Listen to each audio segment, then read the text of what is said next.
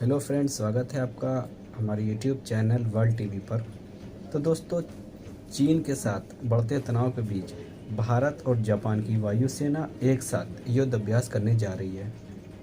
इस अहम युद्ध अभ्यास में हिस्सा लेने के लिए भारत अपने सबसे खतरनाक सुखोई 30 फाइटर जेट भेजने जा रहा है। दोनों वायुसेनाओं के बीच यह अभ्यास पहले 2020 में होना था, लेकिन कोरोना वायरस की वजह से ये आगे बढ़ा दिया गया था।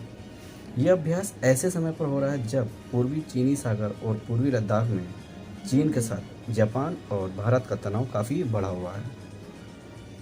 आपको बता दें कि चीन के खतरे को देखते हुए इस साल के आखिर तक ये भारतीय जापानी अभ्यास हो सकता है। भारतीय वायुसेना के सुखोई 30 विमान, अमेरिका के F-15 और ब्रिटिश के टाइफून फाइटर जेट आपस में अभ्यास कर चुके हैं।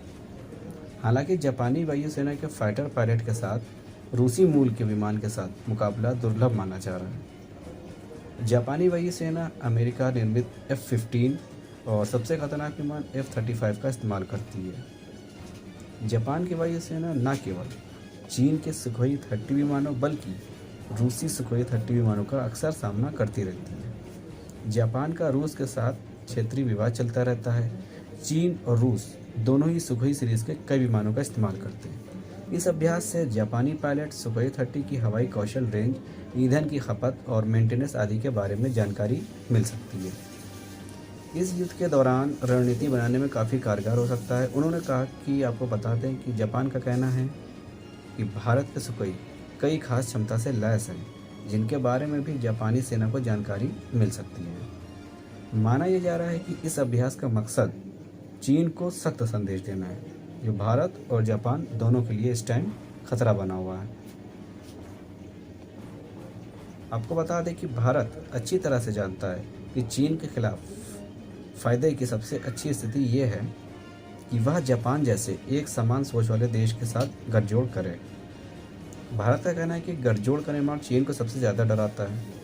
इस अभ्यास की योजना उस समय बनी थी जब दिसंबर 2018 में जापान ने अपने C-2 ट्रांसपोर्ट विमान को आगरा भेजा था। भारतीय वायुसेना की C-17 विमान के साथ जापानी विमान ने उस टाइम अभ्यास किया था। आपको बता दें कि जापान और भारतीय वायुसेना के बीच इस अभ्यास से रूस के नाराज़ होने का खतरा मंडराने लगा है। रूस का जापान के साथ सीमा विवाद चलता रहता है। हाल ही में रूस ने अपने एक विमान को जापानी क्षेत्र में भेज दिया था। यही नहीं, दोनों ही देशों ने सीमा विवाद को लेकर एक दूसरे के राजनीति को तलब कर लिया था।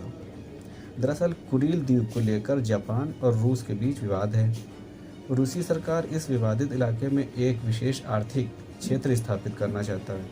इससे जापान भड़का हुआ है। वहीं भारतीय सुखोई 30 विमानों को रूस ने बनाया है और उसकी जानकारी जापानी वायुसेना को मिल जाएगी। तो रूस का मानना है कि इसकी कोई भी जानकारी जापान को लीक ना हो। तो फिलहाल अभी जो रूस की तरफ से कोई प्रतिक्रिया आई नहीं है। हालांकि आपका क्या मानना है? क्या भारत को जापान के साथ यह युद्ध अभ्यास करना चाहिए या नहीं? हमें कमेंट सेक्शन में ज़रूर बताएं। धन्यवाद।